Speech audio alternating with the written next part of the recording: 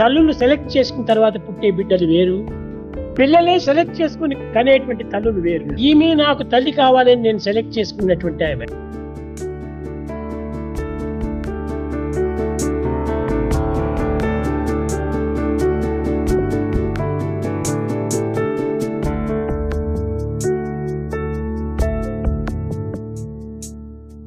ఈ ప్రసవమునకు పూర్వము ఒక సన్నిహితమైనటువంటి సంఘటన జరిగింది. ఇది పుట్టపర్తి చిన్న పల్లె. ఆ ఇంటికి 4 ఇండ్ల మధ్య లోపల ఒక చేదబావి ఉండేటువంటిది. ఆ చేదబావి అందు నీరు చేదుకొని తీసుకొని పోతున్నది ఈశ్వరమ్మ. అప్పుడు ఏదో ఒక మించినట్టుగా ఒక విధమైనటువంటి తెలుపు వర్ణమైనటువంటి ఒక గాలి వీచింది. తన ఇంటి ఎందున్నటువంటి శుభమ్మ కూడాను బయటికి వచ్చింది. ఏమిటో ఆకాశం నుంచి ఒక వెలుతురు ఈశ్వరమ్మ గర్భంలో ప్రవేశించినట్టుగా నాకు కనిపించిందమ్మా. ఈ ప్రభావం యొక్క పరిశుద్ధము ఇంతటి గొప్పగా ఉంటుంటుందని అందరూ తెలుసుకునే నిమిత్తమై ఈనాడు దీనిని వెల్లడి చేస్తున్నాను. Bhagawan says, the reason why the Lord is described as the blue complexioned one as Ghanashyama, Neela Meghashyama, Shama Sundara is that color blue symbolizes vastness, infinity and mystery. The sky appears blue. The ocean is also blue. It is incomprehensible, achintya. It is immeasurable, aprameya. It is of unfathomable depth, gahana. The blue ball of light merging into Mother Eswaramma was perhaps to signify that this infinite, enigmatic divine, out of boundless compassion for humanity, has chosen to encase himself in a limited human frame as the avatara. That is why Swami said, my advent is through pravesha and not through prasava. And the purest carrier to carry this divine from the heavens to the earth was the sacred womb of Mother Eswaramma. Eswaramma, the chosen mother, the mother of Ishvara, the Lord of the universe. The mother with a heart which was as soft as a rose petal. The heart which would beat only for the sake of others, and the heart that would be pained even at the slightest gesture of pain of others. Like mother, like son, like son, like mother.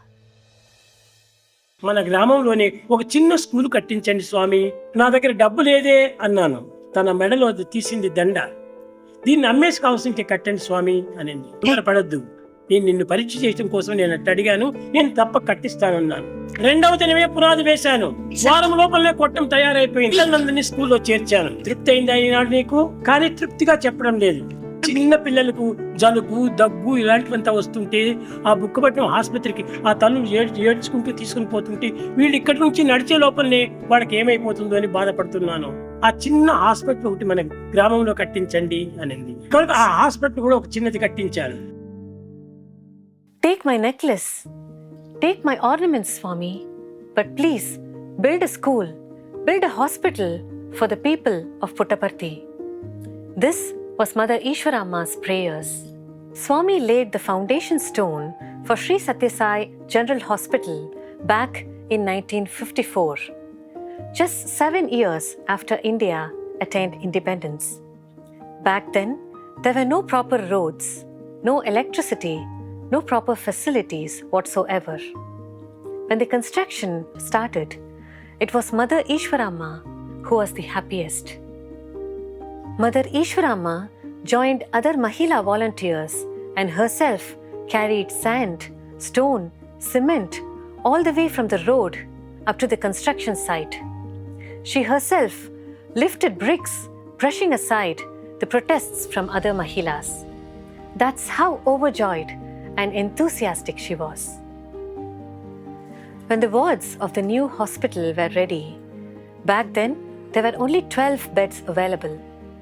She was the one who sought the needy lady patients in Puttaparthi, brought them to the hospital, prevailed on doctors to do the best treatment for them, and she was there with them throughout. She was only satisfied when they were completely healed. The seed that she laid later grew into mammoth super specialty hospitals that are role model temples of healing for entire mankind today. In the same way, a little school over time became a unique university, and the first college Swami set up was for the women. Do you know why? It was because of the mother. In 1968, when Swami went to Africa, he left Eswaramma in a house. Eswaramma was very worried that Swami is going to Africa, and at that age, Swami had very curly hair. So she was worried that the Africans will keep him back in Africa. So she was requesting my father, Java, you go with him.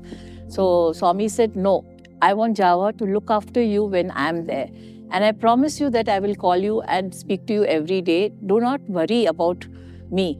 So then, with great reluctance, Swami got the permission to go to Africa. Amma speaks only Telugu. So we had one of our staff who was an Andhraite to stay with us the whole day so he could translate whatever Amma was saying. Every day she used to watch us girls going to school. We are 4 daughters and 1 son. I was going to school, I was just 13 years old, and my sisters were going to college. I studied in a girls' school, my sister studied in a girls' college, Sathya College of Mumbai. So she was watching this every day and she saw how independent we were. So she was really surprised to see that what a difference it makes for girls to have education. Swami used to call Amma nearly every day.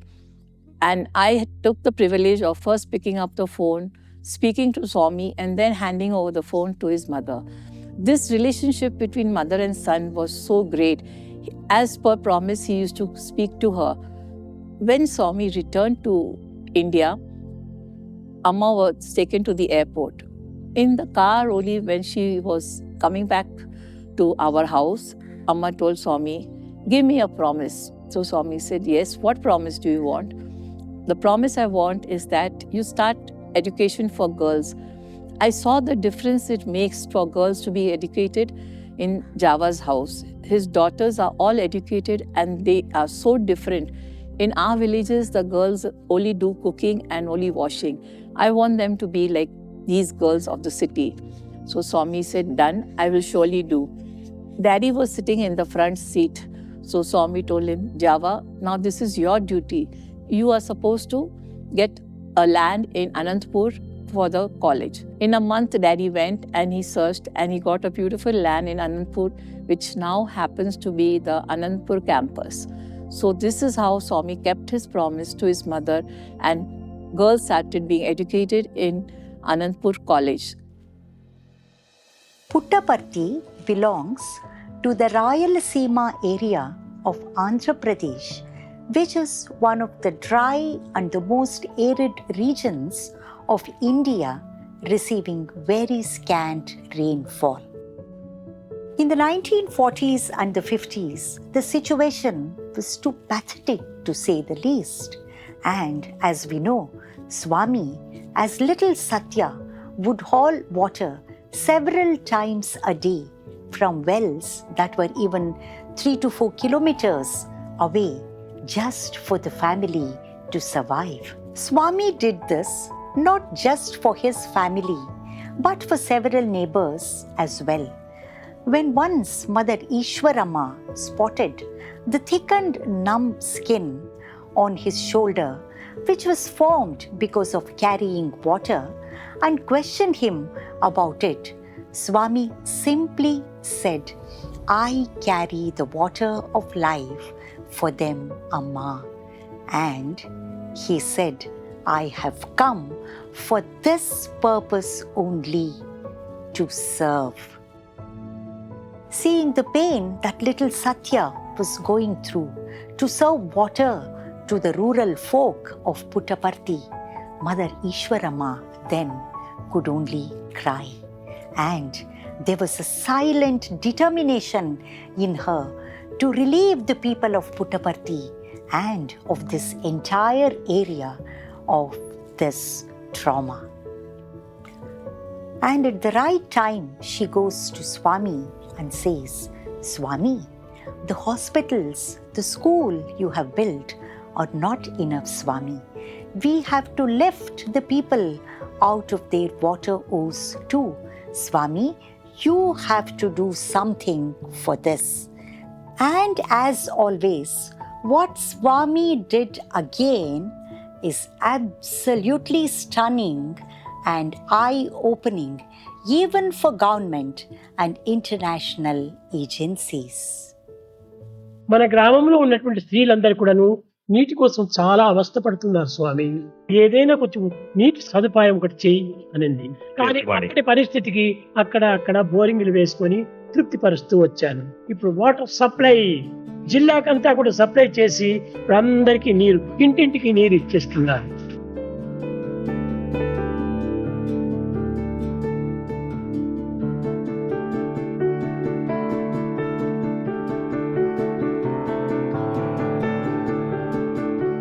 మీకు తెలుసునో లేదు, ఇప్పటికి కూడాను ఆ తల్లి యొక్క ప్రేమ ప్రత్యక్షంగా కనిపిస్తూనే ఉంటున్నది. అప్పుడప్పుడు నా దగ్గరకు వచ్చి కొన్ని సమాచారాలు చెప్పిపోతూ ఉంటుంది. One particular day, I should recall this, 98. I was taking rest in one of the duty rooms in the ward, cardiac ward. And about midnight or later midnight, there was a knock on the door. I thought it was some patient who has become sick. They want me to attend immediately. So I went and opened the door. I was shocked to see Eswaramma standing there. Mother Eswaramma? Yeah, Mother Eswaramma. Wow. And she said, "Lopaliki kellu, nenu maatladali neeto." Go inside. I need to talk to you. And then Amma came. She sat on one cot. There were two cots diagonally laid, and she sat on one cot and said, "Don't get scared. I will leave soon, and I want you to do some work for me." I said, "Amma, please tell, whatever I can do, I'll do." So it was not a vision, it was real. It was not a vision, not a dream. It was in reality. And Mother sat there. Mother sat there and she said, "I'm very much worried about Sathya because he picks up kerchiefs from everyone and he may fall sick for no reason, and I want you to take care of him. Will you promise me that?" I said, "Yes, Amma, I will do it." And then she also said, "You're in this big hospital and you were chosen by him. So why don't you, other than taking care of him, this particular time, I want you to investigate him completely and see that there is no problem in his body." I assured that as well. And then she went out of the door and she disappeared. After she disappeared, my body started sweating. My fingers were cold and I was in the pre-blackout period. And then I gathered courage and went to the ICU, which is just a stone's throw from the duty room. And one of the residents who worked with me was also there, and he said, "Why are you sweating so much? Aren't you well?" I said, "No, it's not so, but something is bothering me. I need to go for darshan tomorrow. Will you cover up my duties?" So then he readily said, "Yes, if you are going to Mandir to see Swami, please go." And I came for darshan. I was seated in the front row where all doctors are seated. And then Swami placed all the letters. He came out and called me in and says, "Did Eswaramma come yesterday to you?" I said, "Yes, Swami." Swami himself asked. What did she say? I said, "Swami, this is what she said. After meeting you, she came and saw me." Oh my God. So I want you to please her. So you do a thorough check. I said, "Swami, you're the divinity and you're nothing but God. You're nothing but God. What will I find wrong in you? you're curing everyone from diseases and so on. I will not do it. He said, no, ala kaadu. Whatever she said, as a son, I have to obey my mother. So you please do it. This happened on a Wednesday. And Swami said, you come on Friday, we will have a check. So what I did, I had to smuggle out few equipment from the hospital, because whatever test I'm going to do on Swami, it was cardiac related. And those equipments have to be brought out of the hospital without anyone's notice. Yes. And I didn't tell director as well. There was a equipment store in the ward. So I went, I know I'm doing a mistake, but I went coolly, pulled out a ECG machine, put it in my car, and I carried a flask of warm water, towels for Swami, and then I put it in my car and I put my car in the general hospital. Once the interviews were over, Swami called, said, are you ready for the test? I said, yes, Swami, I am ready. Then he called Padmanabhan to get the car, and he himself and Chiranjeevi Rao, they came. And I was waiting in the general hospital. So Swami went round the Mandir complex, and then his car came to Sai Srinivas guest house. And of course, doors were all closed, and Swami went and took me into the room and said, yeah, chesko, em cheyalno chesko, do whatever you want to do. And then I said, Swami, with your robe I can't do the ECG. So he quickly disrobed him and he lay down on the cot there. I did an ECG and it was bang normal, nothing was wrong. Took a sample of his blood and he said, Aipoinda, can I leave? I said, yes, Swami. And I was very scared and my hands were shivering. So I took courage. I said, Swami, this ECG stickers are all there and it will be very sticky. So let me clean up your body. Please permit me for that. And I cleaned up Swami's body, and then he wore the robe. And then I wanted to ask Swami for a long time that I've never seen Shanku and Chakra on your body, which my ancestors were telling that they have seen. So I asked Swami, this is what my grandfather told me, would you show me that? He said, yeah, I will. And then he lay down again on the cot. He said, go to the foot end and then look at my feet. On one feet there was the Shanku, and other feet, the sole of the foot, he had Chakra. So you've seen Shankha and Chakra at Bhagwan's feet. Thanks to Mother Eswaramma and thanks to Bhagwan's grace on you that you could have that vision. And did Mother come back again? No. But Swami went to that extent just to please Mother. And Swami had instructed me, keep it confidential until he says. And he disclosed this in Shruti in 1999 when all the students were gathered there. In Sai Shruti. Yeah, Sai Shruti. Yes. Swami once said, Eswaramma might have given up her body, but she is always with Swami. In Mother Eswaramma's case, the son happened to be the one on whom everyone is supposed to keep their hearts and minds on, uninterruptedly, sincerely, and single-pointedly. Thus, every thought, word, and deed of the mother was sublimated to such an extent that she rose and shone like a divine soul. A divine soul come to guide, inspire, and uplift man to raise their level of consciousness that is suffused with care, compassion, and nobility. తల్లి యొక్కది మహత్తరమైన శక్తి ఆ యొక్క హృదయంలో ఉంటుంటుంది. మాతృమూర్తిని గౌరవించుతూ రావాలి. ఆమె యొక్క కీర్తియే మీ యొక్క జగత్ వ్యాప్తిగా వస్తుంది. చదువులు సంధ్యలు ఉండనక్కర్లేదు. అలాంటి చదువులు లేనటువంటి యొక్క ఈశ్వరమ్మ ఈ పుట్టపర్తికి ఇన్ని విధమైనటువంటి గొప్పతనం చేయించింది. జగపతికే జన్మనిచ్చిన జననీ మా జననీ, జననీ మా జననీ. జనులను బ్రోచావు మా జనని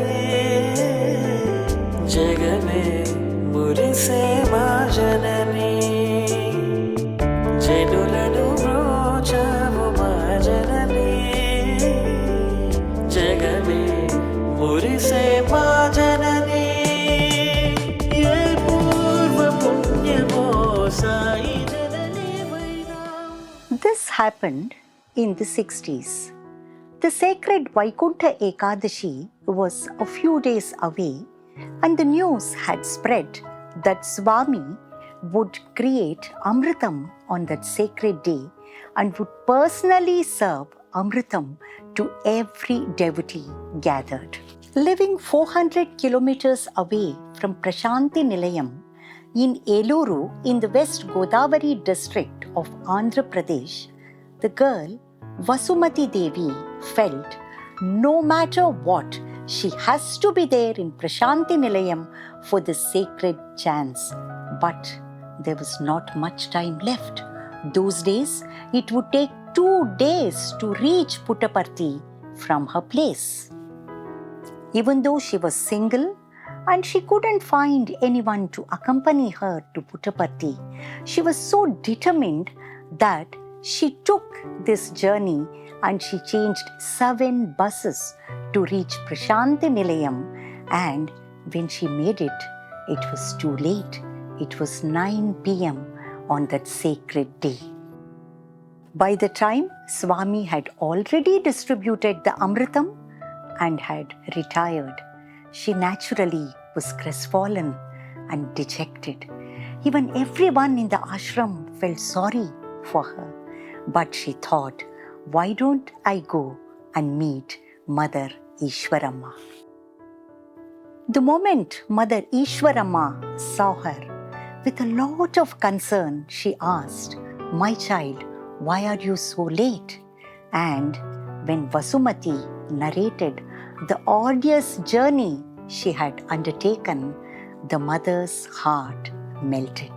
The very next moment, she took her by her hand and she hurried to the first floor of the mandir, and she asked Vasumati to stay at the door, and she went near Swami and said, "Swami, this Eluru Papa changed 7 buses and she has come here, but she could arrive only now, Swami." Seeing the compassion on her face, Swami mischievously smiled and asked, "Did that girl ask you to recommend her situation to you?" Then the mother replied, "No, Swami. The girl never said anything. I myself took pity on her and I have brought her here." Then Swami, with a smile, said, "In that case, take this bottle and give the Amritam to her." To this, the mother replied, "What, Swami? She came all the way from there to have Amritam from my hands? No, Swami. You please give Amritam to her yourself." This was the prayer of the mother.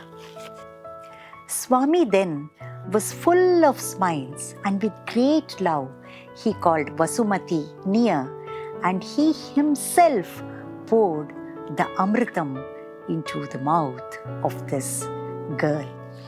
And this girl, the blessed girl Vasumati, in the years to come, became one of the sterling pillars of the Sri Sathya Sai Seva organization of Andhra Pradesh. As Vasumati used to say, Mother Eswaramma is not just the mother of Swami.